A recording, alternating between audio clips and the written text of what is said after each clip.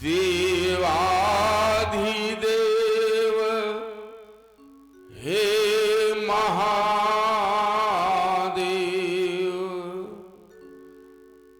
देवाधिदेव हे महादेव। शत शत वंदन हे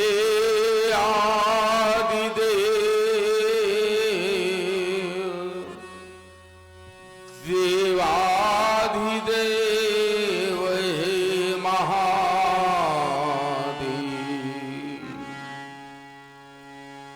शटाटवी कलज्ज्वल प्रभाहता वितस्थल गले बलं बलं भुजंगतुम्बमालिक टमक टमक टमक टमक निनाट्टप टमर्वै सितारतुण्ड ताण्डवं सुलोतुना शिवादि तटाटटाः सप्रभ्रमण्डिलिम्बनिर्धर विलोलिनी वल्लरी विराजमान मुरधर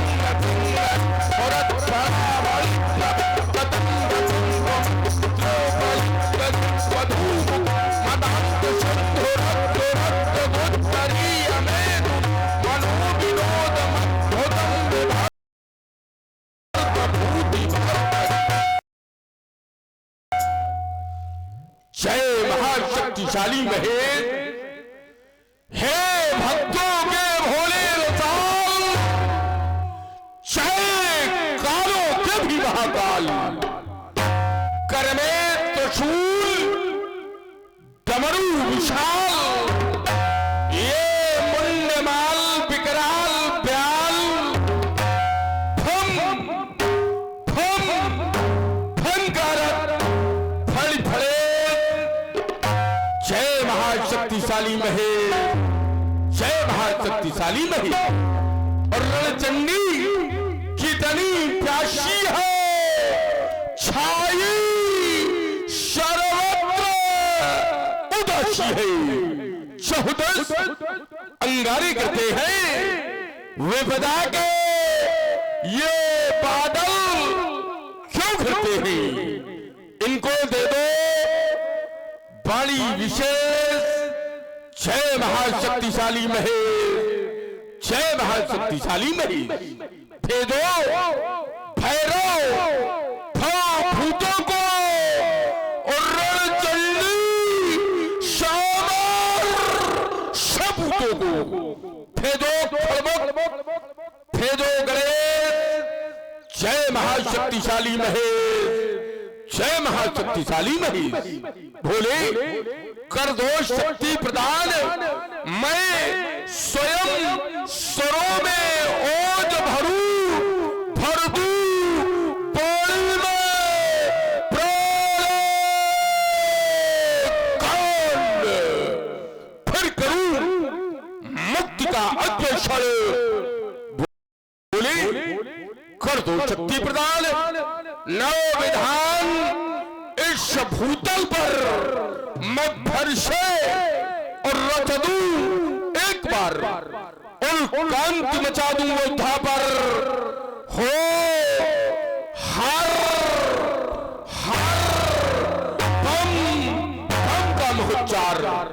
भोले तुम केवल साथ रहो, मैं जग को पाठ पढ़ा दूंगा।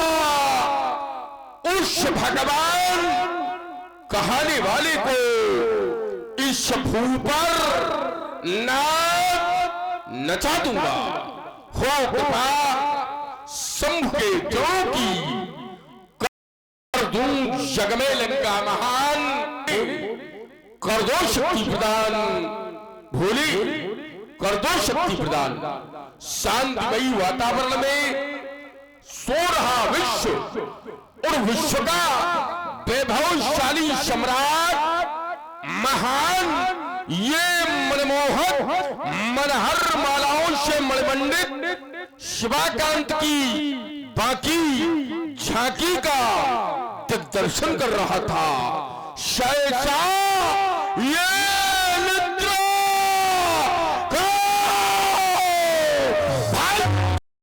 हो गई। किसी ने निद्रा देवी की गोद से मिलकर आज अर्धरात्रि में क्यों कुछ सोचने के लिए विवश कर दिया। क्या कारण है गुरुदेव, क्या कारण है मृत्युंजय? इस श्रीलंका का वो रसस रंग मुझे नित्यप्रत की भांति लुभावना क्यों नहीं दिखाई देता? इसका क्या कारण है भोलेनाथ कि ये आज हमारे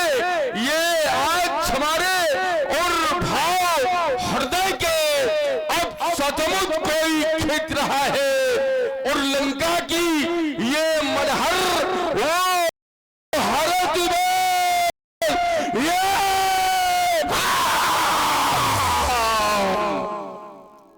और रक्त से सींच रहा है। ये कौन रक्त से सींच रहा है? ये कौन रक्त से सींच रहा है? भयंकर वो शंकर की माया है भयंकर कौन दिखलाती और रुद्र रूप में ये कृत्य वो रुद्र और देखो वो प्रतिमा क्यों लाती? उच्चाटन छा करके कोई उच्चाटन छा ये करके कोई और करता इस समाज के अब सारंग पर कोई शो में कहता बार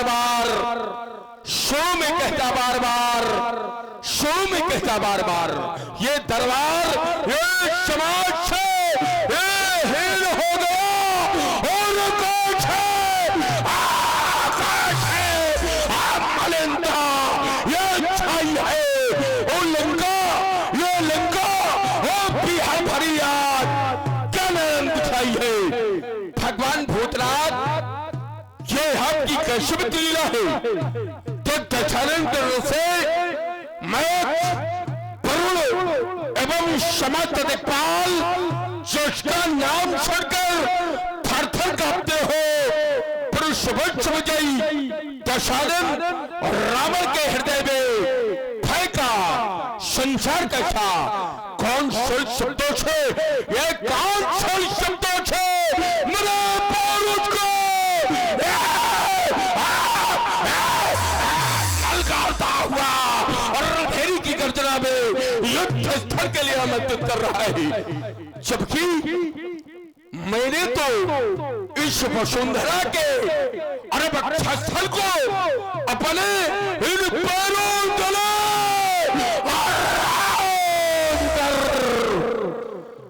लंका को वैभव का केंद्र स्थापित किया है।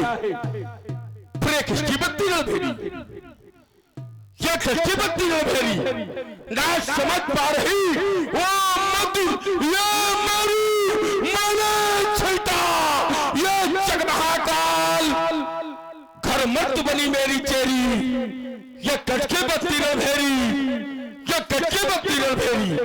भगवान भूतनाथ आज मैं अपने हृदय को शांत क्यों नहीं पहुंचा पा रहा? मेरे मन में अशांत क्यों व्याप्त होती है? इसका क्या कारण है? शिवाकांत अज्ञात कारण शीघ्र ज्ञात करा दो, शीघ्र ज्ञात करा दो, शीघ्र ज्ञात करा दो।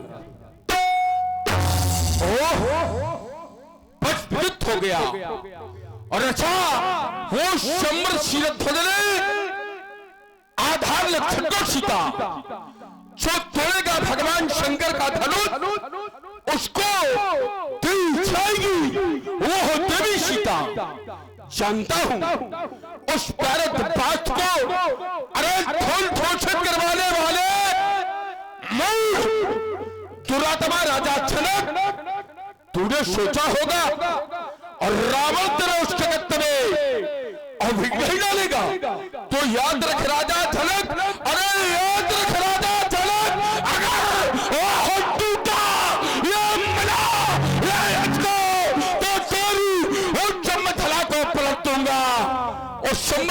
पृथ्वी को युद्ध स्थल में बदल दूंगा। अजगौ तुम्हें जो तोड़ेगा उससे मैं जन्म का बैर लूंगा। अरे शूद्रोही, या तेरा प्राण ले लूंगा या फिर मैं अपने प्राण दे दूंगा, खींच लाऊंगा तुझे उस आकाश और पाताल से। देखूंगा मत के जाता कहा, और रावण के जाल से, और रावण के जाल से, और रावण के जाल से। राजमंत्री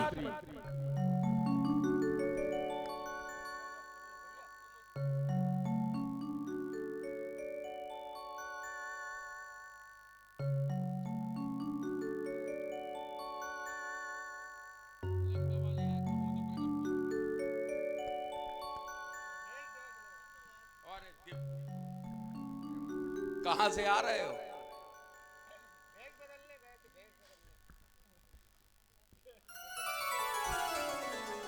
लंका के उत्तरी भाग से महाराज आ रहा हूं। कोई सूचना ना है?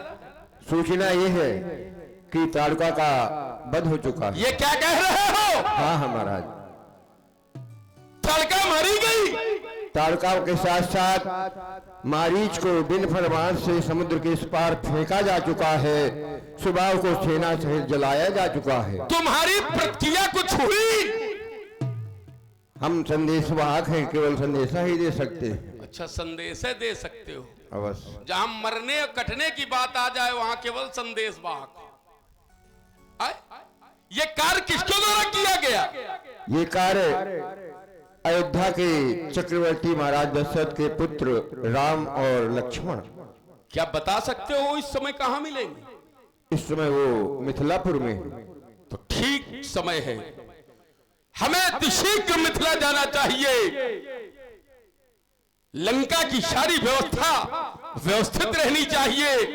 एक बार बोलिए, जगत गुरु भगवान शंकर की। और लीजिए अब इनके प्रतिद्वंदी कलाकार बाणासुर जी के अभिनय में हमारे आदरणीय जगमोहन सिंह जी चंदेल अपनी भूमिका लेकर के प्रस्तुत हो रहे हैं। बाणासुर की भूमिका आप लोग देखें और सुनें।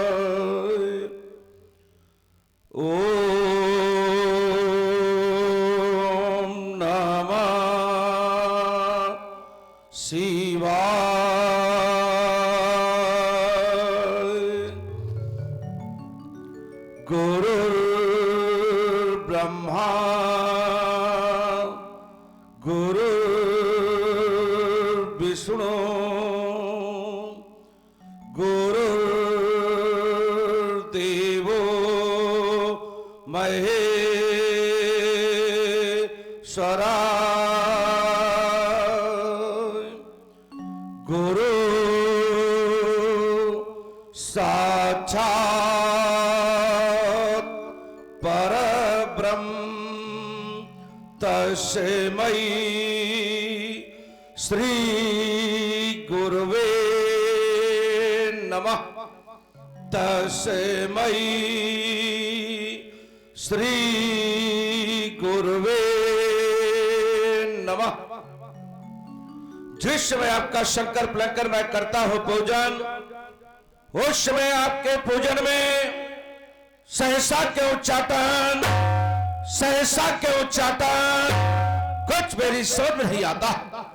क्या रक्त पास्ता रण चंडे मुंडवाली काली का खप्पर रक्त से खाली हो गया, या सोड़ी सोषणा विलक्षणी वसवती वसुंधरा का कोई बोल रक्तमय मग्न होने के लिए किसी का बलिदान मांग रहा है, या फिर मेरी आज्ञा का उल्लंघन कर मांद मांद गज से प्रवाहित होने वाली पवन प्राण ने जान जाकर उद्धार करके अपनी प्रखर प्रभा से प्रकाशित होने वाले प्रभाकर को ध्वमिल तापदान करने की चेष्टा कर रहा है, ध्वमिल तापदान करने की चेष्टा कर रहा है, या फिर मेरे एक सिहरते हुए संकेत पर अपना सिर झुकाकर खड़ी हो जाने वाली योगिनी आज संपूर्ण भूमंडल में स्वच्छंद विचरने का उल्लास कर रही है, स्वच्छंद विचरने का उल्लास कर रही है। रात का समय है, चल सारा है, नक्षत्र मंडल शून्य आकाश में ठेलियां ले रहा, और रात की देवी मां निशा साय साय साय की आवाज करती हुई संपूर्ण भूमंडल को अपनी निद्रा में वशीभूत किए हुए।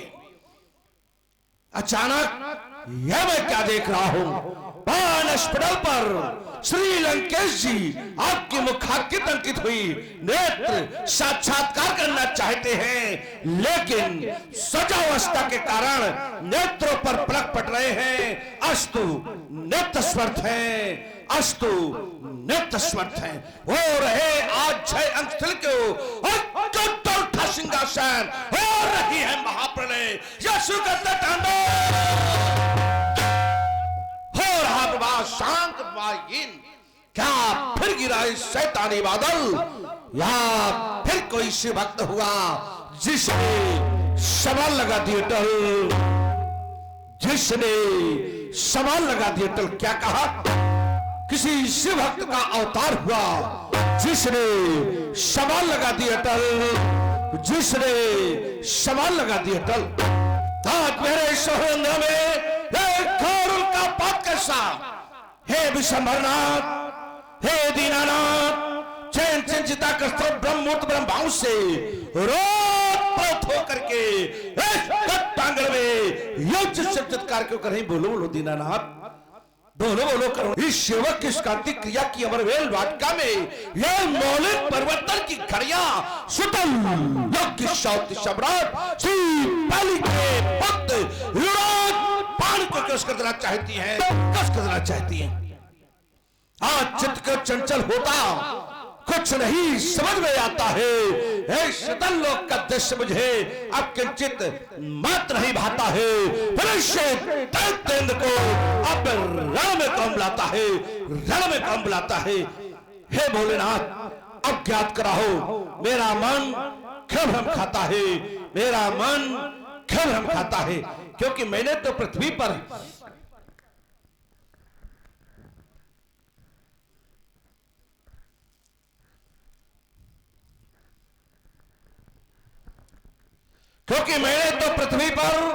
कोई वीर और शेष नहीं रखा जवान को सावधान कर सके।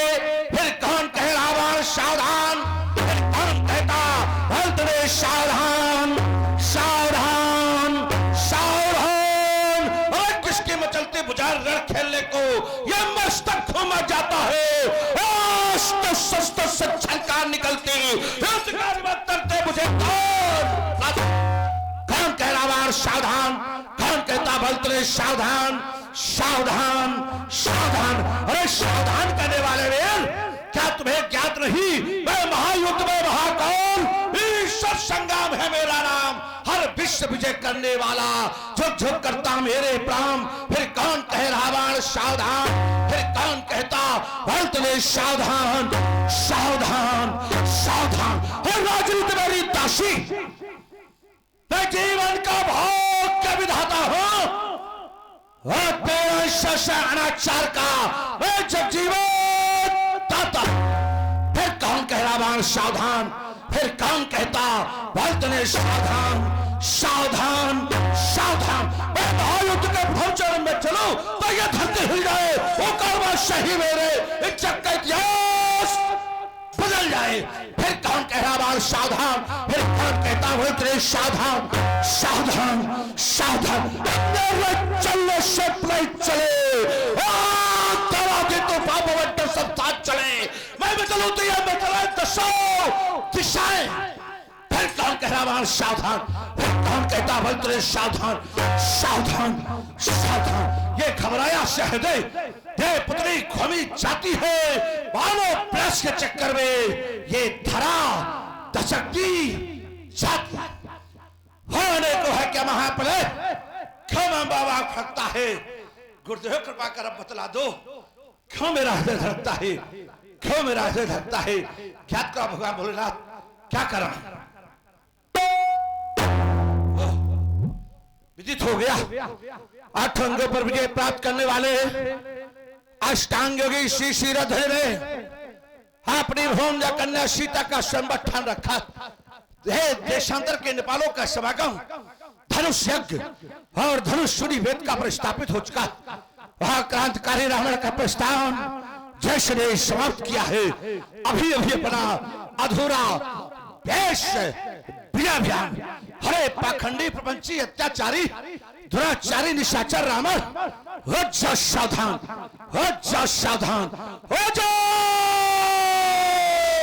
सावधान। लंका के शासक, लंका के शासक सावधान। अब मैं भूतल पर आता हूं, जग वीरों दो आदेश मुझे, मैं अपने शास्त्र उठाता हूं। हमने अच्छों की लंका को बदनाम विश्व में कर डाला, उत्तम पुलस्त कुल चादर को निज हाथों गंदा कर डाला। ना जाने कितने नौ पुष्पित तरु 10 मशल तुमने डाले, उन मशले अरमानों को जगाने आता हूं। लंका के शासक सावधान, अब मैं भूतल पर आता हूं। पूरे न होंगे मनोरथ शरण तेरे, बेथला की नागरी आरती सजावेगी, बालन के शमों से भेद मस्तक तेरो, अभिलाषा तेरी शेष रह पावेगी। चाहता है, चाहता है, चाहता है विश्व में यश के ध्वज फहराने को, यश के ध्वज तेरी फहराने न पावेगी। मिथिला की भूमि ना ही रही, मिथिला की भूमि में तो पावन पुनीत काल चल रहा है, इसलिए मिथिला की भूमि नहीं कोई और भूमि बनेगी। भूमि आज जानकी तेरे गले में नवर माला पहनावेगी। अष्टमे राज की रक्षा कर रही देवियों, रक्षा करना। मैं परिहित स्वतंत्र लोक से मिथिला प्रस्थान कर रहा हूं। एक बार उपस्थित हुए भक्त जनों, प्रेम से बोलो, बोलो श्री शंकर भगवान की।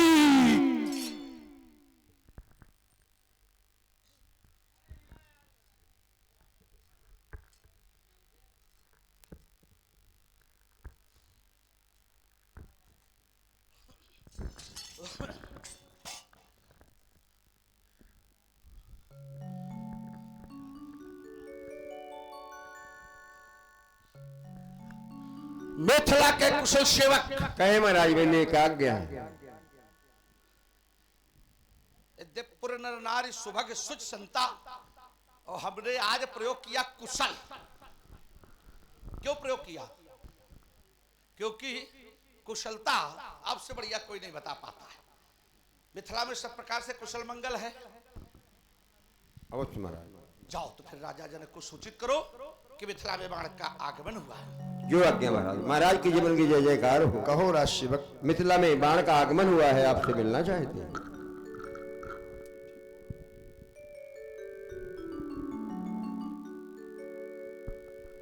भक्तराज श्री प्रहलाद जी के प्रपौत्र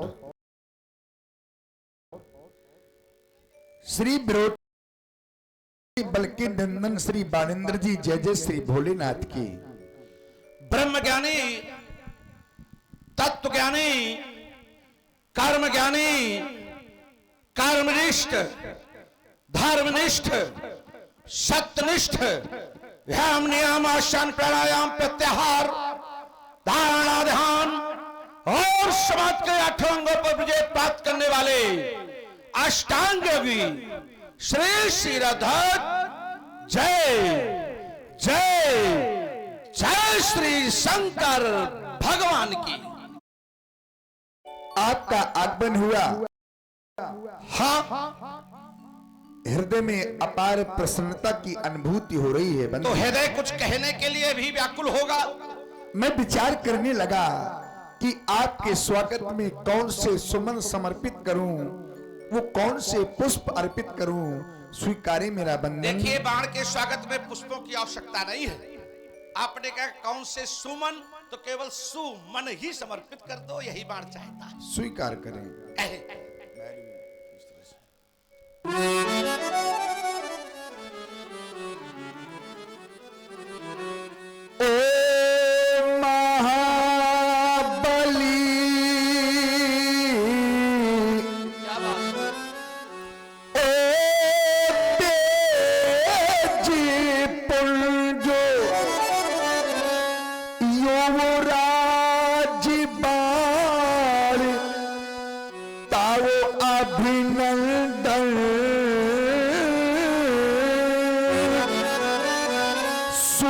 सोयसे तुम्हारा वो मही को रहा,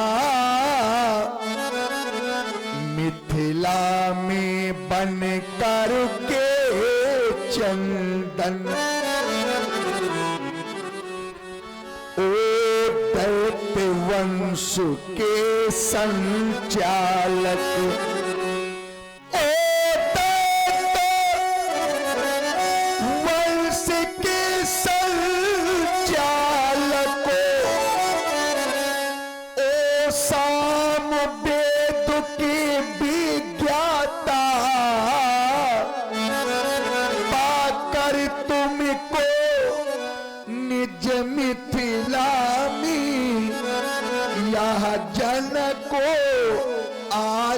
अति सुख पाता। अभिनंदन स्वीकार करेगा। शिष्टाचार के सुधांश गौरव, गणेशाध योग के प्रखर धन हो गया आपके सुंदर सुखद स्वागत से। चारुता में चारु हो गया। तभी तो देखो मेरे प्रत्येक रोम से ओम ओम ओम निकलने लगा। ऐसी भावना में मैं भी विकसित हो गया। स्वीकार आपका अभिनंदन, स्वीकार आपका वंदन। विचार कर रहा हूं, विचार करते करते देख भी रहा हूं, एक सनातन धर्म का संचालक, एक सनातन संस्कृति का प्रचारक, एक सनातन सभ्यता का रक्षक, ऋषियों में अग्रिम पंक्ति में खड़ा होने वाला व्यक्तित्व, राजा जैसे महान पद से प्रतिष्ठित होने के बाद भी राजर्ष जैसी उपाधि से विभूषित, मुनियों का रक्षक, मानव सभ्यता का प्रचारक, पर नर नारी सुहाग सुच संता, धर्मशील ज्ञानी गुणवंता जैसी समाज का राजा। और आज मैं देख क्या रहा हूं कि वो उसका समर्पण, उसकी श्रद्धा, उसकी आस्था दैत्य वंश के इस युवराज के प्रति है। और उस श्रद्धा आस्था में आपने आज दैत्य वंश के इस युवराज के लिए अपने हृदय के सुमन समर्पित किए हैं। मैं कह दूं आपने अपने हृदय की अभिव्यक्ति प्रस्तुत की है। विचार करने लगा क्या कारण रहा आज सहसा हमें बोध हुआ कि व्यक्ति किसी भी स्थिति में, किसी भी परिस्थिति में, किसी भी वातावरण में अगर वो रहे तो उस जिस वातावरण में वो जीता है उस वातावरण की वृत्ति और प्रवृत्ति को कभी वो छोड़ता नहीं है। हाँ, सनातन संस्कृति में आप जीते हैं, सनातन सभ्यता में आपका जीवन है, तो आप अपनी संस्कृति को कैसे छोड़ सकते हैं? जैसे साधु का स्वभाव है रक्षा करना और बिच्छू का स्वभाव है उसे काटना, तो आप अपने स्वभाव और वृत्ति के अनुसार आपने आज अपने कर्तव्य का पालन किया है। और शायद आपका कर्तव्य है, आपकी सोच है, आपकी संस्कृति है कि अतिथि देवो, शायद इसी सिद्धांत के कारण आपने अपने आने वाले अतिथि के प्रति आतिथ्य प्रस्तुत किया है। इस आतिथ्य से अभिभूत है ये बाण, आनंदित है बाण, हर्ष से हर्षोल्लित है बाण। तभी तो कहने के लिए बाध्य हो गया, हे मानवता की साकार मोट, दानवता को दलने वाले, सत्य अहिंसा और न्याय का आदिक पालन करने वाले, है कौन कार्य जग में ऐसा जो तुम नहीं कर सकते हो? तुम अपनी इस निर्मल वाणी से पत्थर भी पिघला सकते हो। है कार्य तुम्हारे सिर ध्वज झिलमिल झरना झरने वाले, ए मानवता की साकार मोट। सुना मैंने आपका प्रण, सुन करके मैं उपस्थित हूं। यद्यपि आपने जो आज निर्णय लिया है ये देवादिदेव गुरुदेव भगवान के धनुष पर लिया है। एक और हमारी गुरुदेव से निष्ठा है, सदैव मैं अपनी आस्था गुरुदेव के प्रति रखता हूं, सदैव गुरुदेव के प्रति अपनी कर्तव्यपरायणता को भी बोध रहता है। लेकिन देख रहा हूं कि आज आपने निर्णय तो गुरुदेव के प्रति लिया है, गुरुदेव के धनुष के प्रति लिया है, और निर्णय लेने में आपने अपनी बेटी का विवाह निश्चित किया है। और वो बेटी जो सामान्य नहीं है, जिसमें के संदर्भ में मैंने जाना है, जनक सुकृति मुहूर्त वैदेही, तुम्हारे सुकृत का वो पुरस्कार है।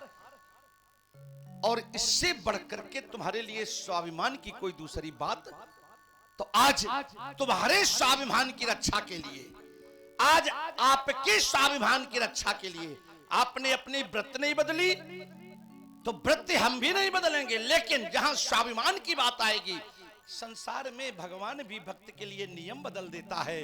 तो फिर आज मैं अपने इस गुरु भाई के लिए, आपके स्वाभिमान की रक्षा के लिए, आज मैं आपके कार्य के उद्देश्य की पूर्ति के लिए अपने गुरुदेव से भी कुछ क्षण के लिए विमुख हो रहा हूं। हो सकता है इसमें गुरुदेव की ही कृपा हो, ऐसा ही उनके द्वारा हमें प्रेरित किया गया हो। उस प्रेरणा से वशीभूत ये बाण आपकी सेवा में उपस्थित है। किस प्रकार चाहोगे सेवा हमारी?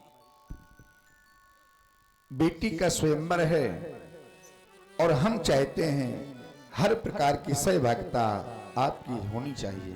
अब बड़ी समस्या है, हम कह रहे हैं सेवा और जनक जी मांग रहे हैं सहभागिता, और सहवक और सहभागी में बड़ा अंतर है। अब हमें और आपने संकट में डाला है। हम आपकी वचनों की रक्षा करते हुए जिस पद को मैंने चयन किया, जिस पद का मैंने चयन किया उस पद की मर्यादा का ध्यान रखते हुए इस व्यवस्था में आपका सब प्रकार से मैं सहयोग करूंगा। जाएं आप निश्चित हो।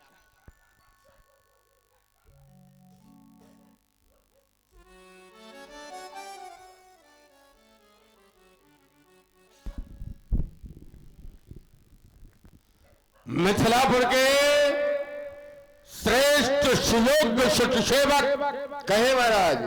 राजा सीरथ जनक को सूचित करो, लंका से रावण का आगमन, हमारे आगमन की सूचना अपने राजा तक पहुंचाओ। जो आज्ञा महाराज।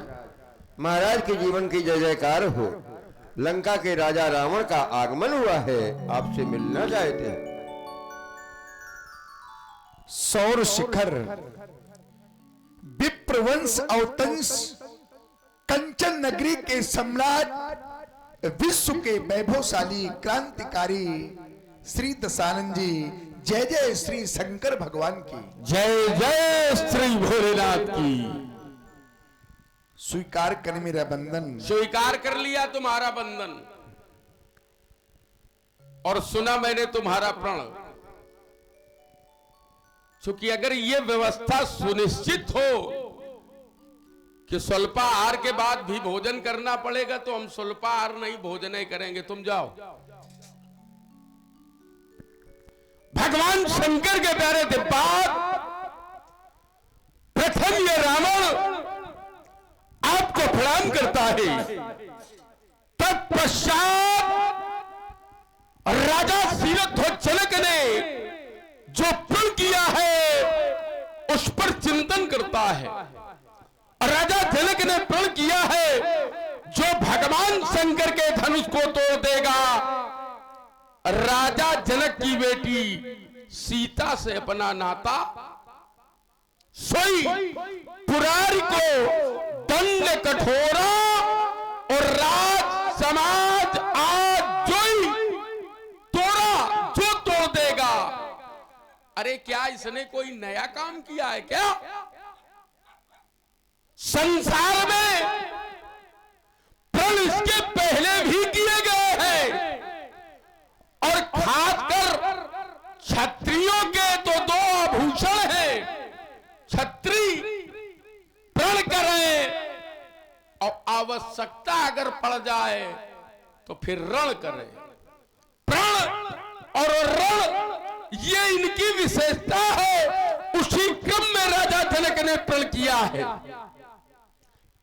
यहां तक तो चलो बात हमारे समझ में आ रही है, लेकिन इसके आगे की यात्रा जैसे मैंने की तो राजा जनक कह रहे हैं त्रिभुवन जय समेत वैदेही, जो भी व्यक्ति धनुष तोड़ देगा उसे मैं त्रिभुवन जयी का प्रमाण पत्र दे दूंगा, अपनी बेटी सीता दे दूंगा।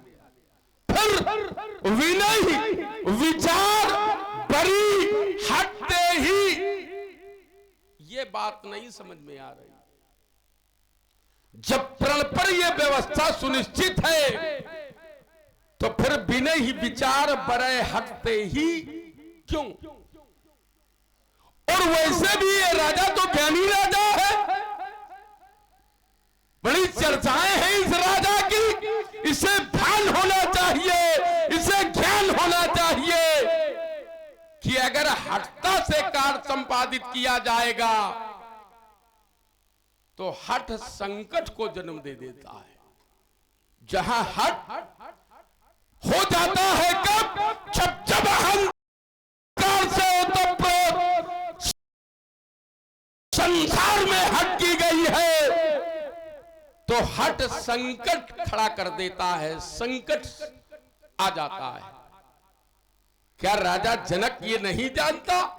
अगर ये हत्या की गई तो इनके यहां भी संकट की व्यवस्था बन जाएगी। मिथिला विद्वानों की नगरी है, कोई न कोई विद्वान का ध्यान इस बिंदु पर जाएगा, इस हट पर जाएगा। और हो सकता है हमसे नहीं तो राजा जनक को ये बताएगा।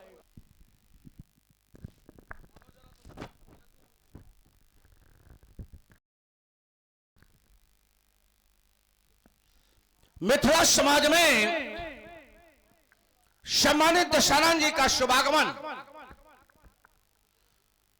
शुभ आगमन के उपरांत राजा जनक के द्वारा अभिवादन, तत्पश्चात श्री रावण जी का उद्बोधन, और उद्बोधन में श्री रावण जी ने राजा जनक के द्वारा जो एक निर्णय लिया गया है, जो एक प्रण किया गया है, उसे आपने आधार बनाते हुए अपने वक्तव्य को प्रस्तुत किया।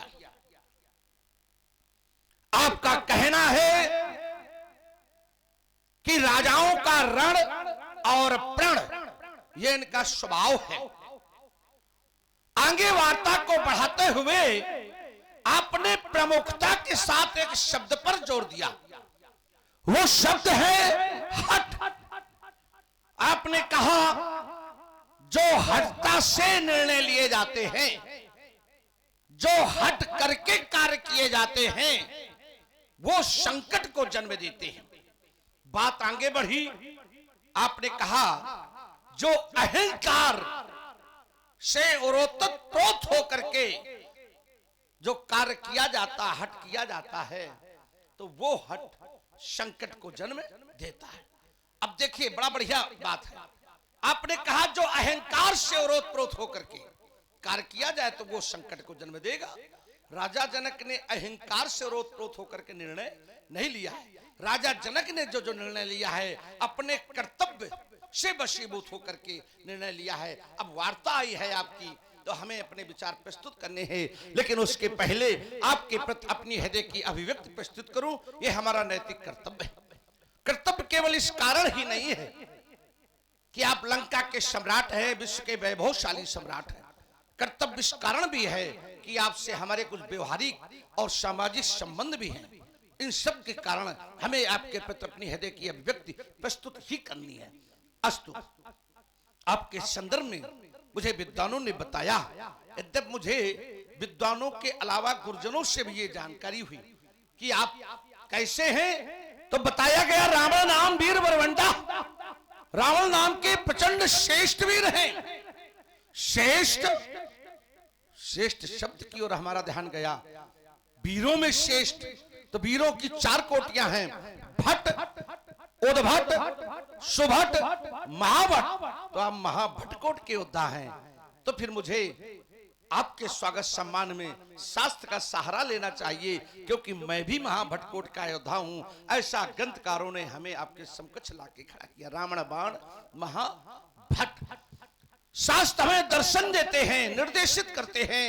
वीर वीरेण पूजते, एक वीर को दूसरे वीर की पूजा करनी चाहिए। इसी सिद्धांत का मैं पालन करता हूं। व्यवहारिक और सामाजिक कारण हमारे यहां मान्य के भी मान्य हैं।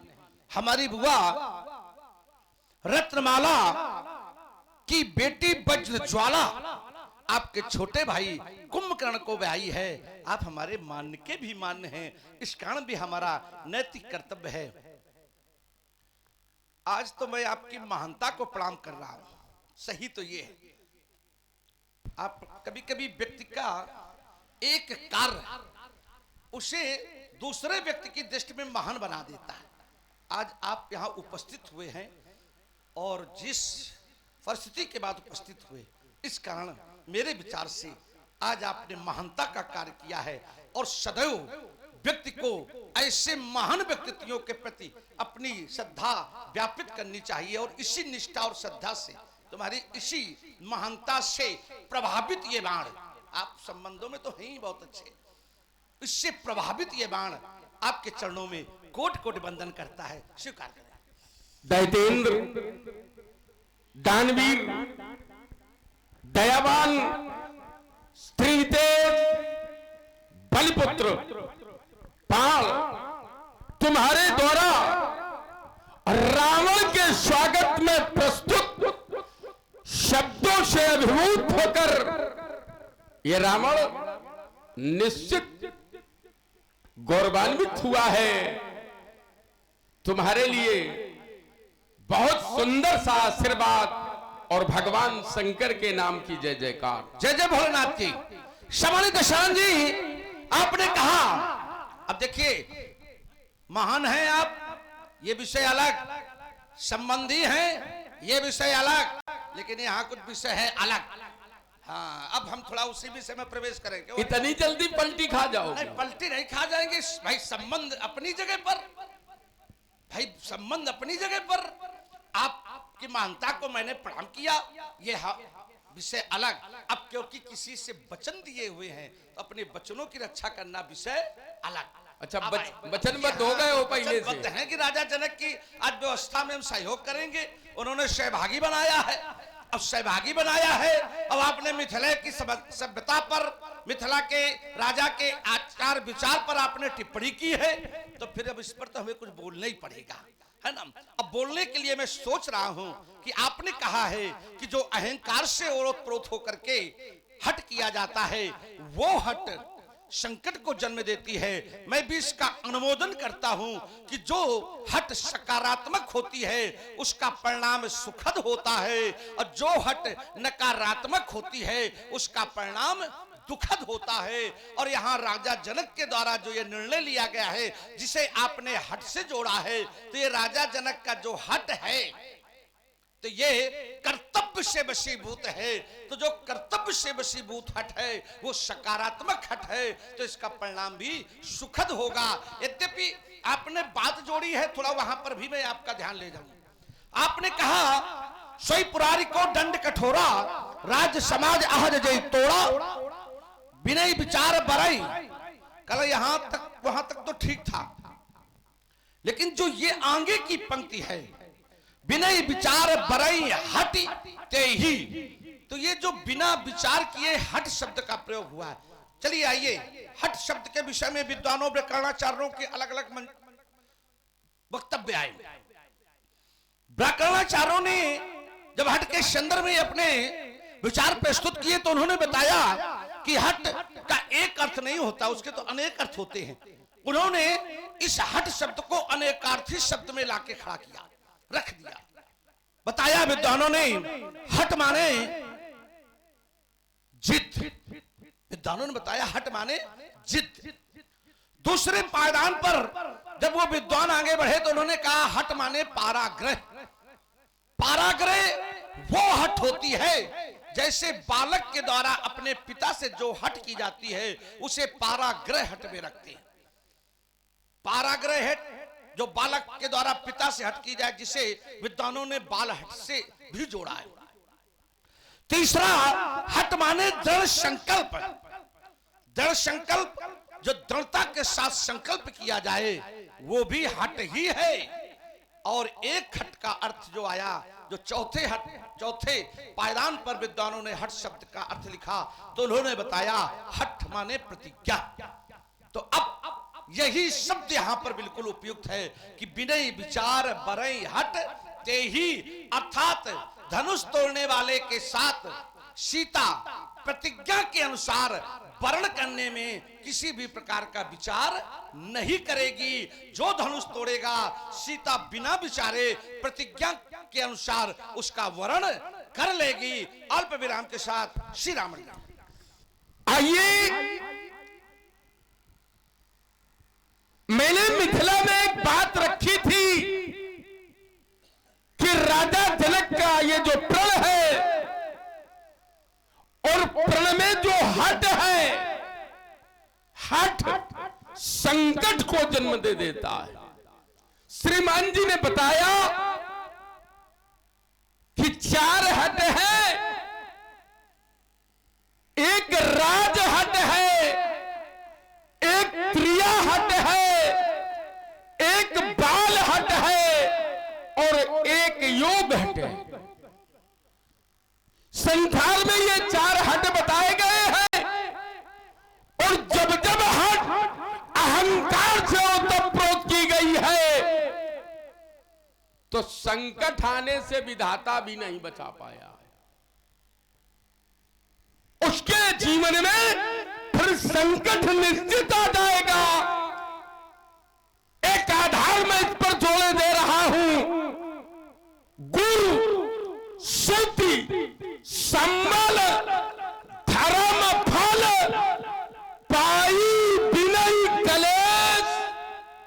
तो हट बस सब संकट सहे, गालो नहुस नरेश। हटता के कारण महात्मा गालो की हटता का परिणाम यह रहा कि राजा ययाति की पुत्री माधवी को, देखिए थोड़ी देर ध्यान इधर लाओ, हो सकता है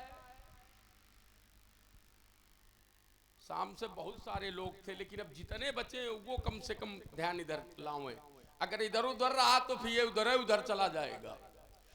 महात्मा गालो की हत्या जो थी, परिणाम ये निकला कि राजा ययाति की पुत्री माधवी को 200 घोड़ों में बिकना पड़ा। दूसरी हत्या राजा नहुस ने की। इंद्र पद पर प्रतिष्ठित होने के बाद हत्या के कारण राजा नहुस को अजगर बनना पड़ा। जो अजगर बने हुए पड़े हैं किसके कारण?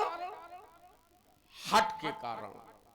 तो अगर ये हट से स्वयंवर संपादित किया जाएगा तो फिर सीता के जीवन में भी संकट आने से कोई रोक न पाएगा। तुम्हारी एक बात तुमने कहा, ये हट जो है ये प्रण के साथ है।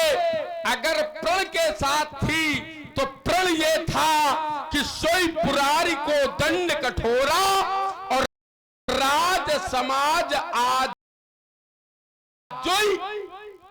जो भी भगवान शंकर का धनुष राजा जनक के प्रण के कथनानुसार तोड़ देगा, जैसे ये धनुष तोड़ने वाला धनुष तोड़ देगा तो वो त्रिभुवन जयी और सीतापति हो जाएगा कि नहीं हो जाएगा? तो फिर बिना विचार बरे हटते ही क्यों? तर्क तो यही है हमारा। अल्प विराम तुम्हारे द्वारा सोची हुई फिर सुंदर प्रस्तुति की अब मैं प्रतीक्षा किए ले रहा हूं। क्या बात है, हट पे इतनी विशेषता, 4 उधर से 4 इधर से, और फिर भी अभी देखें आप इसी बिंदु पर कुछ ना कुछ चर्चा होगी अवश्य। तो मैं आप हैं राम बाबू सिंह ठेकेदार, आपकी ओर से 20 रुपए, साथ में आप हैं HM सिंह मास्टर साहब, आपकी ओर से 20 रुपए प्रदान है। धन्यवाद है, कोट कोट सा साधुवाद। साथ में आप हैं तो हमारे छोटे बंधु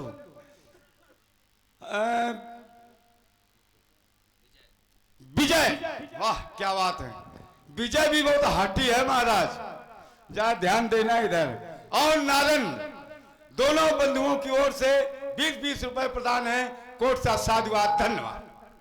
चलिए, आपने कहा सोई पुरारी को दंड कठोरा, राज समाज आहज जय तोड़ा, त्रिभुवन जय समेत वैदेही। धनुष तोड़ने वाले को त्रिभुवन का विजेता घोषित कर दिया जाएगा, साथ में सीता भी मिल जाएगी, वो सीता पत कहलाएगा। क्या केवल धनुष तोड़ दे त्रिभुवन का विजेता हो गया? और सीता त्रिभुवन जय समेत वैदेही, उसे त्रिभुवन की जय मिलेगी, सीता मिलेगी। और अगर सीता वर्ण न करे, जो ये शब्द है बीच में, तो विषय यही है जरा समझने का कि ये तो राजा जनक की शर्त कि सोई पुरारी को दंड कठोरा, राज समाज आहज जय तोड़ा, शर्त के परिणाम में पुरस्कार क्या है? त्रिभुवन जय समेत वैदेही, कि धनुष तोड़ने वाले को त्रिभुवन का विजेता घोषित किया जाएगा और वैदेही उसे मिलेगी। लेकिन कब मिलेगी? जब ना कब मिलेगी?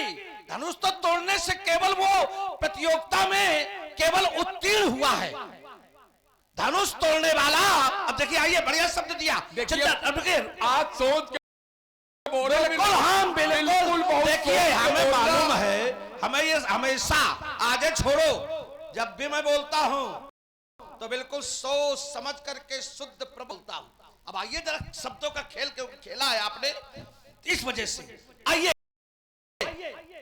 किसी व्यक्ति को किसी परीक्षा में बैठा दिया जाए और परीक्षा में बैठने के बाद उसका परीक्षा परिणाम उत्तीर्ण हो गया, मिल गया, उत्तीर्ण होने का परीक्षा परिणाम, लेकिन उसकी पुष्टि कैसे होगी? जब वो प्रमाण पत्र उसे मिलेगा। जब तक प्रमाण पत्र नहीं प्राप्त होगा तब तक वो इसकी पुष्टि कहीं समाज में नहीं कर सकता है कि मैं उत्तीर्ण हो चुका हूं। बस यही यहां पर है खेल कि धनुष तोड़ने वाला उत्तीर्ण तो हो जाएगा, लेकिन जब तक सीता उसे वरण नहीं करेगी तब तक वो सीता का पति और पति के लिए ही, तभी ये शर्त जोड़ी गई है, तभी ये बात आगे जोड़ी गई है। विनय विचार बरई हटते ही धनुष तोड़ने वाला कोई भी होगा, सीता प्रतिज्ञा के अनुसार उसे वरण करने में किसी भी प्रकार का विचार नहीं करेगी। विषय ये है। चलिए आइए, दूसरा क्रम आपने बनाया, बढ़िया बात जोड़ी, सात बात आपने कहा गालों और नहुष ने हट के कारण संकट सहे। बिल्कुल, हम इस बात का देखें, इतना ईमानदार व्यक्तित्व आपको कोई दूसरा नहीं मिलेगा। जितनी ईमानदारी से मैं बात को स्वीकार करता हूं, और फिर जरा आप समारिए, चोट कर रहा हूं, अब जरा चोट भी कर रहा हूं। हमेशा ध्यान रखना, शेर जो है वो जब शिकार करता है तो देखा एक कदम पीछे ले जाता है और फिर शिकार करता है। ऐसी बात की नहीं है। अच्छा, दौड़ बढ़ा दे। भाई नहीं, ऐसा नहीं है, यही तो खेल है। तो जरा अब सावधान हो, क्योंकि हमने स्वीकारा है, तो अब जरा सावधान हो। क्या स्वीकारा? आपने कहा कि अहंकार से ओतप्रोत। बिल्कुल, हम अनुमोदन कर रहे हैं, हम तो शुरू से अनुमोदन कर रहे हैं। गालों का जो हट थी, गालों कौन है? शायद कोई व्यक्ति जानता हो समाज में, शायद कोई। गालों विश्वामित्र जी के ज्येष्ठ पुत्र हैं, विश्वामित्र जी के बड़े बेटे हैं, और गालों ने विश्वामित्र जी को ही अपना गुरु माना है। जब विश्वामित्र जी से दीक्षित होकर के गालों चले, या विश्वामित्र जी ने गालों को दीक्षित किया और राजपाट सौंप दिया वशिष्ठ से पराजित होने के बाद, उस समय विश्वामित्र जब जा रहे थे तो गालों ने उनसे अपनी इच्छा व्यक्त की, और इच्छा व्यक्त की उन्होंने कि मैं आपको, क्योंकि आप मेरे पिता के साथ साथ गुरु भी हैं, तो मैं कुछ गुरु दक्षिणा देना चाहता हूं। विश्वामित्र जी ने कहा कि गुरु दक्षिणा की आवश्यकता नहीं है। एक बार नहीं, ये अनेक बार बात आई। विश्वामित्र जी ने देखा कि नहीं, अब ये गालों मान ही नहीं रहे हैं, तो उन्होंने कहा कि हमें श्याम 800 श्याम कर्ण के घोड़े ला के दो। श्याम कर्ण के घोड़े कितने? 800। जिस समय ये मांगा गया, ईमानदारी तो ये है कि 800 श्याम वर्ण के घोड़े तो पूरे विश्व में नहीं है। जो चीज विश्व में ही नहीं है और वही मांग दी गई विश्वामित्र जी के द्वारा, लेकिन फिर भी इसके बाद भी गालों ने अपनी हट को नहीं छोड़ा। उन्होंने कहा मैं तुम्हें 800 श्यामकर्ण के घोड़े दूंगा। पता चला कि 200 घोड़े आयात के पास हैं, तो वो 200 घोड़े मांगने के लिए आयात के यहां पहुंचे, तो उन्होंने कहा हमारी बेटी ले जाओ, ये तुम्हारे यहां तुम्हारे घोड़े व्यवस्था कर देगी। तो घोड़े फिर भी पूरे नहीं हो रहे हैं। अब ये क्योंकि लंबी कथा है, हो सकता है आप अपने क्रम में इसे थोड़ा जोड़ें, क्योंकि अगर आपको हमारी बात समझ में आई तो फिर आगे आप जोड़ोगे। नहीं, पहले इधर से जोड़ने दो भाई, हम भी तो देखें कि हमारी बात इनको पता है कि नहीं पता, कि हम ही अकेले बोल रहे हैं। भाई ये भी आवश्यक है कि आधी बात हम कहें तो आधी फिर ये कहें तो वो पूरी हो, तब तो खेल चलेगा। अब हम ही कह ले, ये कुछ न कहें तो ऐसा बनने वाला नहीं। अब मैं छोड़ रहा हूं यहां पर इस बात को। दूसरी बात, आपने कहा नहुष, नहुष को उनके सत कर्तव्यों के कारण इंद्र को जिस समय विश्व रूप के वध के बाद जो ब्रह्म हत्या का दोष लगा, विश्व रूप कौन है? तो ऋषि त्वष्टा। ऋषि त्वष्टा माने भगवान विश्वकर्मा। भगवान विश्वकर्मा के पुत्र हैं विश्वरूप। जो कि कुछ समय के लिए गुरु के पद पर देवताओं के प्रतिष्ठित किए गए, लेकिन देवताओं के राजा इंद्र के द्वारा विश्वरूप का शीश काट दिया गया। जब शीश काटा गया तो विश्वरूप के मरने से इंद्र को ब्रह्म हत्या का दोष लगा, तो ब्रह्म हत्या के कारण इंद्र को स्वर्ग छोड़ना पड़ा। उस समय रिक्त पद पर नहुष को इंद्र के पद पर प्रतिष्ठित किया गया, इंद्र बनाया गया नहुष को। और जब इंद्र बनाया गया नहुष को, तो नहुष ने सोचा अब तो मैं इंद्र, तो फिर हमारे बगल में सची होनी चाहिए। उन्होंने देवताओं के गुरु बृहस्पति को सची के पास भेजा कि जाओ सची को सूचना पहुंचाओ कि तुम्हें नहुष इंद्र ने बुलाया है। सची ने कहा यह संभव नहीं है, मैं नहीं जा सकती हूं। ये संदेशा लेकर के वशिष्ठ ये बृहस्पति देव आ गए देवताओं के पास। इससे क्रोधित होकर के एक शब्द जुड़ा है ग्रंथ में, काम से वशीभूत नहुष ने ब्राह्मणों को बुलाया। एक ग्रंथ में चिंतन है कि सप्तऋषियों को बुलाया। उन सप्तऋषियों का नेतृत्व ऋषि अगस्त्य जी कर रहे थे, और उन्होंने सप्तऋषियों को बुलाया और उनसे कहा कि हमारी डोली उठाओ और मुझे सची के पास ले चलो। जो आपने कहा था अजगर बने पड़े हैं, अब मैं वो बात यहां जोड़ रहा हूं। जिस समय सची के पास जाने के लिए नहुष डोली से जा रहा था, काम इतना उत्तेजित कर रहा था कि डोली के अंदर से वो सप्तऋषियों से कह रहा था कि सर्प सर्प सर्प। सर्प माने होता है शीघ्र चलो शीघ्र चलो शीघ्र चलो। सप्तऋषि लेके चल रहे थे। काम से उत्तेजित नहुष को लगा कि सप्तऋषि धीरे धीरे चल रहे हैं, तो ऐसा चिंतन आया है कि डोली से ही नहुष ने अगस्त्य जी को लात मार दी, और जैसे लात मारी डोली गिर गई और अगस्त्य जी ने श्राप दे दिया कि सर्प सर्प तो जाओ मृत लोक में अजगर बन करके तुम वहीं निवास करो। तो वो नहुष आकर के, तो ये हट सकारात्मक थी कि नकारात्मक थी? तो ये हट नकारात्मक थी। तुम्हें इंद्र का पद मिला है, ना कि इंद्र की भार्या तुम्हें मिली है। इस तुमने भार्या को पाने का जो प्रयास किया, ये वो हट अहंकार से वशीभूत और नकारात्मक थी। मेरा शब्द पुनः वही है कि जो हट सकारात्मक होगी उसका परिणाम सुखद। जैसे अब आइए एक बात जोड़ दे, अभी तो तुम्हारे द्वारा जो बोया गया वही काट रहे हैं, अब जरा हमें बोले ले तो फिर तुम काटो। आइए, माता पार्वती ने भी एक हट की भगवान शंकर को पाने के लिए, और कहा भी वर न छूटे छूटे देहा, मैं अपना हट न छूट छूटे वर देहा, मैं अपने हट को नहीं छोड़ूंगी, चाहे हमारा शरीर क्यों न नष्ट हो जाए। पार्वती जी ने हट नहीं छोड़ी, भगवान शंकर के साथ उनका विवाह हो गया। तो क्या भगवान शंकर के साथ विवाह करने में जो पार्वती ने हट की, उस हट से क्या पार्वती के जीवन में कोई संकट आया? तो कोई संकट नहीं आया। क्यों नहीं आया? क्योंकि ये हट सकारात्मक थी, और आपके उदाहरण जो हैं वो हट नकारात्मक से जोड़ हैं, अहंकार से जुड़े हुए हैं। इस कारण जिसने जिसने ऐसी हट की उसके यहाँ जीवन में कष्ट, और जैसे पार्वती जी ने हट की, इस प्रकार की अगर किसी ने हट की तो उसके जीवन में सुख। अब जरा आइए, तुमने कहा मैं वहीं से शुरू होगा जहां से तुम शुरू हुए थे। तुमने कहा कोई विद्यार्थी अगर परीक्षा देता है तो उसे प्रमाण पत्र तब मिलता है, कब मिलता है? यहां परीक्षा जैसे धनुष टूट जाएगा प्रमाण पत्र मिल जाएगा।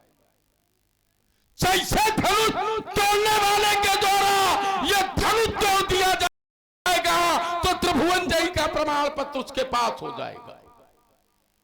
आइए, एक बात छूटी है और समाज के लोग भी इस बात को जानना चाहते हैं। महात्मा गालो आपने बताया कि ये महामुनि विश्वामित्र के पुत्र भी है और ये शिष्य भी है। इनका गालो नाम क्यों पड़ा, विषय ये भी एक खड़ा है। इनके गले में रस्सी डाल देने के कारण इनका जिसका नाम गालो पड़ा था। जिस समय महामुनि विश्वामित्र से इन्होंने शिक्षा प्राप्त की और अपने गुरुदेव से कहा मैं गुरु ऋण चुकाना चाहता हूं, विश्वामित्र ने कहा मैं तुम्हारी सेवा से संतुष्ट हूं। चूंकि मुनि वशिष्ठ जी, जब मुनि वशिष्ठ इनके यहां पहुंचे थे तो वशिष्ठ जी ने इनसे भोजन के लिए कहा था, और जब तक विश्वामित्र जी भोजन की व्यवस्था करते तो अन्य मुनियों के साथ भोजन करके वशिष्ठ जी चले गए थे। और वशिष्ठ जी रूप बना हुआ था वशिष्ठ का, वशिष्ठ थे नहीं, केवल रूप बनाया था वशिष्ठ का उन्होंने, वशिष्ठ नहीं थे। तो जिस समय वो वशिष्ठ जी चले गए तो महामुनि विश्वामित्र जी 100 वर्षों तक एक स्थान पर खड़े रहकर साधना करते रहे और गालो इतने दिन उनकी सेवा करते रहे। इस सेवा से विश्वामित्र ने कहा था मैं गुरु ऋण, तुम्हारी सेवा से संतुष्ट हूं, किसी गुरु ऋण की आवश्यकता नहीं है। लेकिन गालों ने कहा था संसार की व्यवस्था है, अगर किसी से गुरु कोई शिक्षा दे, कोई विद्या दे तो बदले में शिष्य को गुरु ऋण चुकाना पड़ता है। मैं गुरु ऋण चुकाऊंगा। जैसा आपने बताया कि उन्होंने 800 श्याम कर्ण घोड़े मांगे थे, और जिस समय ये घोड़े मांग लिए, और संसार में घोड़े 800 थे ही नहीं, चूंकि इसके पहले 1000 घोड़े और मांगे जा चुके थे, और उन 1000 घोड़ों में 400 घोड़े बिस्तरा नदी में बह गए थे, तो संसार में घोड़े केवल 600 थे। और वो नदी विस्तरा नदी जो त्रिशंकु के लार से बनी थी, जिसे कर्मनाशा नदी भी कहते हैं, अगर व्यक्ति उसका दर्शन कर ले, मज्जन कर ले, तो व्यक्ति के जीवन में जितने पूर्ण है वो सब समाप्त हो जाते हैं। अब संसार में वो घोड़े हैं नहीं। गालों के मित्र थे गरुड़। गालों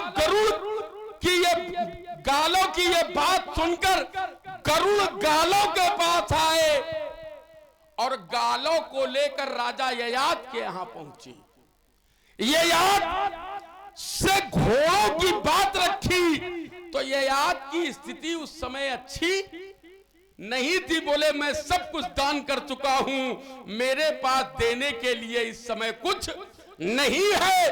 तो लेकिन बोले मेरी एक बेटी है जिसका नाम माधवी है, इसको ले जाओ और इसके बदले जो चाहोगे वो तुम्हें मिल जाएगा। चूंकि उस बेटी को किसी महापुरुष का वरदान था कि ये बेटी प्रसव के बाद फिर बेटी हो जाएगी।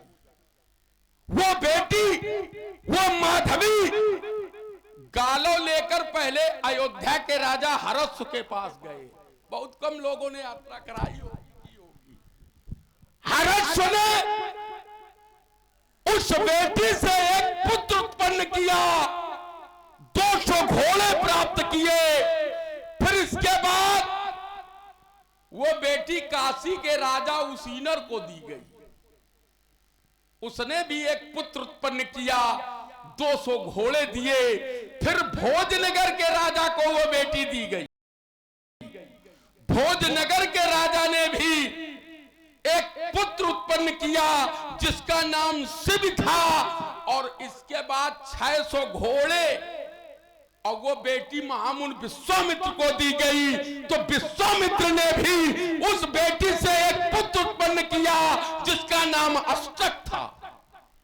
अष्टक उसी माधवी का पुत्र था। चूंकि 200 घोड़ों के बदले विश्वामित्र ने उसका प्रयोग किया था। श्रीमान जी, ये हट जैसे गालों की नकारात्मक थी, देखिए हट गालों ने किया था, संकट माधवी के जीवन में आता रहा। हट राजा जनक कर रहा है, संकट सीता के जीवन में आ जाएगा। और मैं नहीं चाहता कि सीता के जीवन में कोई संकट आवे। ये राजा संसार में आज तक कोई ऐसा नहीं जिसे प्रभुता मिली हो और अहंकार का जन्म न हुआ हो। कोस जन्मा जगमाही और प्रभुता पाई ताई मद, उसी मत के परिणाम स्वरूप ये राजा भगवान शंकर के धनुष को तोड़ा रहा है। और ये हटता ठीक नहीं। एक उदाहरण आपने दिया था, माता पार्वती ने हट किया। हट क्या थी? जन्म कोट सत रगड़ हमारी, अब परहु शंभु नत रहूं कुमारी, हट न छूट छूटे बरदेहा। ये देह छूट जाएगी लेकिन हट नहीं छूटेगी। ये हट अहंकार से ओतप्रोत नहीं थी, ये हट समर्पण से ओतप्रोत थी। इसलिए माता पार्वती के जीवन में कोई संकट नहीं आया। और राजा जनक की हट अहंकार से ओतप्रोत है। इनके जीवन में, इनके बेटी के जीवन में संकट निश्चित आएगा। अब एक बात मैं जोड़े दे रहा हूं, माने बेटी के जीवन में संकट निश्चित आएगा। निश्चित, चूंकि ये शास्त्र कह रहा, ये रावण नहीं कह रहा, ये रावण नहीं कह रहा, ये शास्त्र कह रहा है कि इस प्रकार की हट से सीता के जीवन में संकट आ जाए। आइए, अच्छा बात अभी रह गई क्या? अब चूंकि एक बात आपने जोड़ के हमारी तरफ भेजी थी, तो एक चोट हमको भी करना चाहिए, क्यों नहीं करना चाहिए? क्या अब भाई आप लोगों को ज्यादा हमदर्दी होता हो, छोड़ दे। नहीं नहीं, छोड़े नहीं महाराज। हाँ, अगर आप जैसा व्यक्तित्व छोड़ देगा, क्योंकि ऐसे व्यक्तित्व कभी कभी मिला करते हैं आइए मंचों पर। जैसे राजा जनक नहीं, अगर वो परमात्मा भी अहंकार से ओतप्रोत करेगा तो परमात्मा के जीवन में भी संकट आने से कोई रोक नहीं पाएगा। आइए एक चिंतन देता हूं। एक बार नारद जी के कहने पर नारद जी ने कहा, संसार में अगर कोई सती है तो केवल माता अनसुईया है। ये बात न माता सती को अच्छी लगी, ये बात न लक्ष्मी को अच्छी लगी, ये बात न ब्रह्माणी को अच्छी लगी। इन्होंने कहा किससे? ब्रह्मा विष्णु और महेश से कि माता अनसुईया की परीक्षा लो। ये त्रिदेव माता अनसुईया की परीक्षा लेने पहुंचे और परीक्षा लेने में अपना वेश बदला और माता से भोजन, बोले मैं भूखा हूं, मुझे भोजन कराओ। माता ने भोजन की समस्त व्यवस्थाएं बनाई, पूरी तैयारियां की। और जिस समय ये भोजन करने बैठे तो भोजन करने में इन्होंने कहा कि मैं भोजन तुम्हारे हाथ से तब करूंगा जब तुम निर्वस्त्र होकर भोजन कराओगे।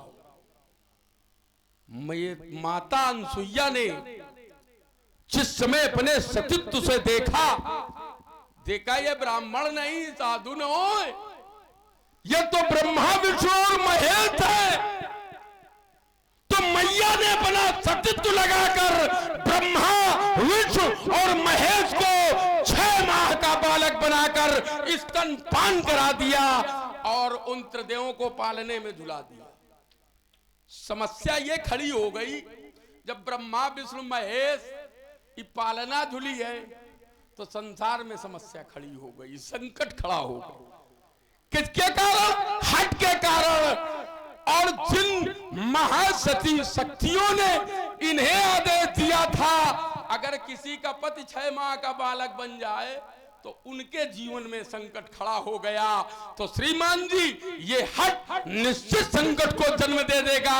अभी अवसर है और तुम जाओ यार, इस विषय में चर्चा करो कुछ न कुछ। चलो बढ़िया। आपने कहा कि राजा जनक के द्वारा जो निर्णय लिया गया है, देवादिदेव बहुत, क्योंकि बाकी विषय आपने उत्तर कर दिए हैं तो उस पर हमें बोलने का आप कोई औचित्य भी नहीं बचता। जो विषय आगे बढ़ा है इसी पर थोड़ा भी यात्रा उसमें टिप्पणी की आवश्यकता कम है, थोड़ा सा आगे जाने की आवश्यकता आगे जाने की आवश्यकता है। आपने कहा कि सीता के जीवन में संकट आ सकता है, ये मैं जोड़ रहा हूं। क्या सीता सुख पाने के लिए मृत्युलोक में आई है? अब जरा अध्यात्म की तरफ मैं आपका प्रवेश करा रहा हूं। क्या संसार के, देखिए जब संसार में किसी भी बेटी और बेटे का जन्म सांसारिक व्यवस्था से है तो वो सुख की अभिलाषा रख सकता है, और जब सांसारिक व्यवस्था से बाहर उसका जन्म है, सांसारिक व्यवस्था के बाहर उसका प्रादुर्भाव है, तो वो फिर इस बात के लिए नहीं आया है, सुख पाने के लिए नहीं आया, आप ये कह दे कि दूसरों को सुख देने के लिए आया। जैसे जानकी का प्रादुर्भाव पृथ्वी से हुआ है, विश्व के इतिहास में मात्र अभी तक की एकमात्र घटना कि किसी को बेटी हल कर्षण में और भूमि से मिली हो, अभी तक के इतिहास में ऐसी कोई दूसरी घटना नहीं है। और इस प्रकार की घटना के बाद जिस बेटी का जन्म हुआ है, तो जब किसी भी अलौकिक संसार में जब जब होता है, तब तब कहीं न कहीं नए संसार की रचना होती है। मैं ऐसा अगर अनुमान के धरातल पर तुम कहोगे कि नहीं सीता के जीवन में संकट आ सकता है, हो सकता है कि जिसे तुम संकट कह रहे हो यही वो सीता के संकट ही समाज के उत्थान और समाज के सुख का साधन बन जाए। क्योंकि जब जब कोई व्यक्ति संकट से नहीं गुजरेगा तब तक वो नवीन संसार का, नवीन समाज का निर्माण नहीं कर पाएगा। और आवश्यकता भी है कि अगर किसी के कष्ट से किसी को सुख मिल जाए तो इससे बढ़कर के कोई परोपकार। तो इस कारण ये आवश्यक, आप संभावना के धरातल पर कहें संकट मिलेगा, और मैं संभावना के धरातल पर कहता हूं कि उसका संकट ही इस संसार का कल्याणकारी होगा। हो सकता है कि अगर उसे संकट मिले तभी किसी राज्य की जिसकी कल्पना लोग करते हैं उस राज्य की स्थापना तभी संभव हो, क्योंकि जब तक इस पृथ्वी से अत्याचारी विनाशियों का विनाश नहीं होगा, अत्याचारी पापियों का विनाश नहीं होगा, तब तक संसार में सुख और शांति नहीं हो सकती है। अब मैं कल्पना करता हूं, हो सकता है सीता के कारण अत्याचारियों का विनाश हो और संसार को सुख और शांति प्रदान होती है। भविष्य के धरातल की बात। अब आइए, आपने बात जोड़ी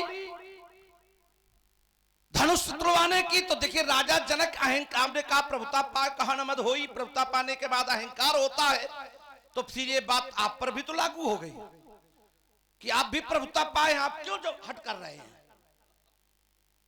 अरे जब जानते हो कि हट करने वाले को कष्ट मिलेगा, जनक हट कर रहा है तो जनक को कष्ट मिले, सीता को कष्ट मिले, जनक के भाइयों को कष्ट मिले, जनक की भतीजी को कष्ट मिले, तुम्हें काहे दर्द है? तुम्हारे घर में कोई करे, तुम समझाओ अपने घर वाले का। गलत बात तो नहीं मैं कह रहा हूं। और तकलीफ जनक के यहां है, निर्णय जनक का, कष्ट जनक की बेटी को, और ये परेशान है। क्यों परेशान है? क्योंकि ये नहीं के लिए तो समस्या है, समस्या तो नहीं के लिए है, तो सोचा था कि समस्या भाई खत्म कर लो, अगर अभी खत्म हो जाए तो आगे फिर स्वच्छंद हो जाए। नहीं, ये विवाह तो इनके लिए समस्या है, क्योंकि धनुष के संदर्भ में आपने कहा था ग्रंथ में दर्शन मिलता है, तो ग्रंथ में ही दर्शन मिला क्या? रहा विवाह चाप आधीना। जब सीता का विवाह ही चाप के अधीन है तो राजा जनक ने ग्रंथ के अनुसार कार्य किया है कि अहंकार के अनुसार कार्य किया है? ग्रंथ के अनुसार, क्योंकि ग्रंथ कहता है कि रहा विवाह चाप आधीना। जब सीता का विवाह ही चाप के अधीन है तो राजा जनक ने ठीक वही कार्य किया जो ग्रंथकार चाहता है, या ग्रंथ में जैसा वर्णन है। तो इसमें फिर अहंकार का प्रतीक कहां हो गया? चलिए अब एक बात मैं जोड़ रहा हूं, फिर एक घटना से जोड़ रहा हूं, और हम समझते हैं इस घटना के प्रत्युत्तर के बाद धरातल बदल जाना चाहिए, क्योंकि समय भी अब हो गया है ना, क्योंकि काफी समय हो गया। यही बात मैं कहना भी यही चाहता था महाराज। हाँ, नहीं हम कहो तो अभी धरातल बदल ले। नहीं इस घटना के बाद, इस चलिए दर्शन के बाद चलिए एक घटना में जोड़ रहा हूं। सत्यवान के प्राणों को लेकर के यमराज जा रहे थे। सावित्री ने जब देखा तो सावित्री यमराज का पीछा कर लिया। यमराज ने कहा वापस जाओ, ये मित्रों का नियम है, जो आया है सो जाएगा। सावित्री ने कहा नहीं, मैं जाने वाली नहीं, मैं अपने पति के प्राण लेकर के ही वापस जाऊंगी। यमराज ने कहा यह संभव नहीं है। तो सावित्री ने कहा कि फिर मैं अपना जीवन कैसे जीऊंगी? तो उन्होंने कहा फिर तुम अपने जीवन जीने के लिए कोई वरदान मांग लो। सावित्री बहुत विवेकवान थी। देखिए बुद्धिमान, हरिओम, बुद्धिमान विषय अलग है और विवेकवान होना विषय अलग है। सावित्री विवेकवान थी। उसने कहा कि कुछ ऐसा वरदान मांगा जाए कि जो हम हट किए पीछे पीछे आ रही हैं वो भी पूरा हो जाए। बड़ी विवेकता के साथ सावित्री ने कहा अगर आप मुझे कुछ देना ही चाहते हैं तो फिर मुझे एक पुत्र दे दीजिए, क्योंकि एक मां के लिए, एक स्त्री के लिए अगर जीवन उसका सुखमय है तो सबसे बड़ा सुख उसके जीवन के यही है कि अगर उसका पति उसके साथ है तो उससे बढ़कर के उसका सुख दूसरा नहीं हो सकता है। और अगर पति उसके साथ नहीं है तो अगर उसके साथ उसका सुपुत्र है, बेटा उसके साथ है, तो उसका जीवन कट जाएगा, वो उसका जीवन पार हो जाएगा। और अगर दोनों नहीं हैं तो एक स्त्री का जीवन सबसे खराब जीवन हो जाता है। तो जब सावित्री ने सोचा कि चलो अगर भाई ये पति नहीं दे रहे तो पहले पुत्र मांग लो, ये विवेकता से लिया गया वर था, विवेक पूर्ण ढंग से लिया गया वर। उन्होंने कहा यो मस्त। सावित्री ने कहा अब तो गेंद हमारे पाले में। अब यही देखो विवेक से वरदान मांगा गया। कहा अब तो हमारे पाले में। कहा क्या? कहा पुत्र कैसे होगा जब मेरा पति ही नहीं होगा? भाई पुत्र तो तभी होगा जब पति होगा। इसका परिणाम हुआ कि यमराज जी को सत्यवान के प्राण वापस करने पड़े। हट सावित्री ने की, परिणाम सुखद। तो जब जब हट सकारात्मक ढंग से की जाएगी उसका फल सुखद होगा। जब जब हट, तुम जैसे तुम आज कर रहे हो हट, ये तुम रेवले है समस्या है, अब मैं छोड़ रहा हूं। नहीं हट नहीं, हट बिल्कुल सही बात आ गई। आप लोग देख रहे हैं वर्तमान के सर्वश्रेष्ठ अभिनेताओं के बीच में प्रतिद्वंदता। प्रतिद्वंदता केवल शाब्दिक प्रतिद्वंदता है ये। क्यों? आप सामने खड़े हुए पंडित ओम प्रकाश जी त्रिवेदी, शाकाहारी घाटमपुर, वर्तमान में ऐसा शायद रावण अभिनेता ना है भूतो भविष्यति। और आप हैं श्री जगमोहन सिंह जी चंदेल। आप दोनों के बीच में जो प्रतिद्वंदिता चल रही है, आप लोग ध्यान इधर केंद्रित करते रहें, ये कहो कल तक चलते रहें। इससे प्रभावित हुए, संभव है इससे प्रभावित हुए हमारे हीरो चाचा, आपकी ओर से 20 रुपए प्रदान है। साथ में इधर से कुछ आ जाए। आहा क्या बात है, इन्हें बहुत संतोष है, नाम ही संतोष है। इनकी ओर से भी 20 रुपए महाराज प्रदान है। कोट कोट सा साधुवाद, धन्यवाद है। आइए आपके विषय को छूते हुए मैं नवीन धरातल यहां तैयार कर रहा हूं। अभी तुमने कहा कि ये हट तुम्हारे जीवन में भी तो संकट आएगी, क्योंकि प्रभुता तुम्हें मिली है। और प्रभुता अगर मिली है तो अहंकार है, और अहंकार है तो निश्चित हट है, और हट है तो संकट आएगा। एक बात बता दे, अगर रावण के द्वारा भी हट की जाएगी तो रावण के जीवन में भी संकट आने से कोई रोक तो मैं जाए बैरी हट। जब ये हट की जाएगी तो रावण के जीवन में भी संकट आने से कोई रोक न पाएगा। एक बहुत छोटी बात तुमने कहा, उसने कहा, देखिए उसने अब तुम हमारे पाले में आ गए, इससे पहले आ जाते तो बातें बन जाती। अब तुम आए सही जगह। सावित्री ने जब तक हट की तब तक न पुत्र मिला न पति मिला, और जैसे हट छोड़ दी तो पुत्र भी मिल गया, पति भी मिल गया। श्रीमान जी 16 दुनिया और राजनीति का पाठ ये दूसरे को बताना, ये प्रपंच, अरे कहूंगा धनुष यज्ञ और चौथ की नदी बहा दूंगा और दिखा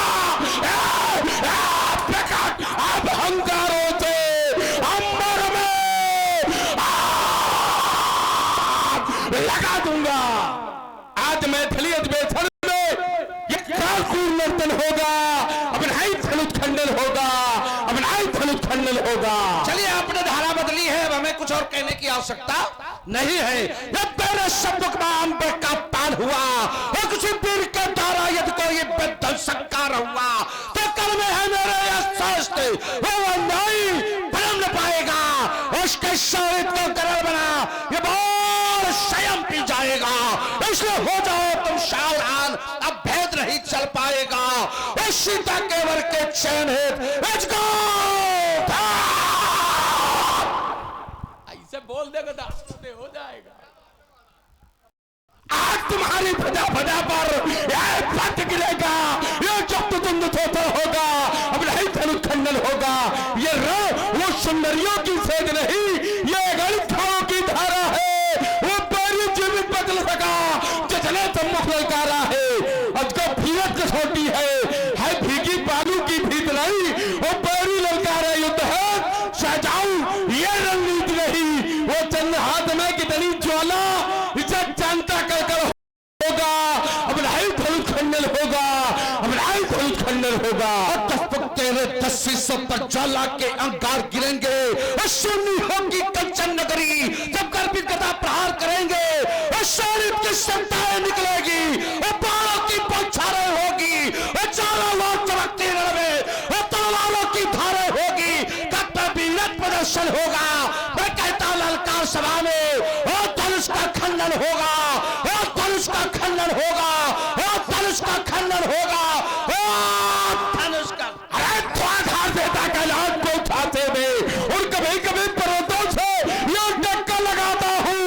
लेकर सुजाता जब शत्रु के क्षमता थे तो शत्रु को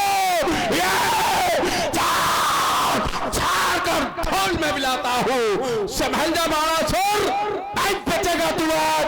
तेरा अभिमान अभी छोड़ कर दिखाता हूँ।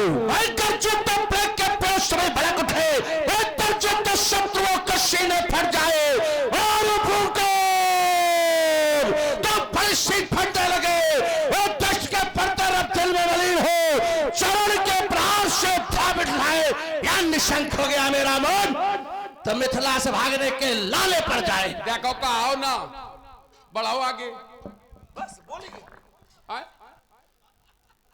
एक बात ये बता दे, ये दूसरे से कहना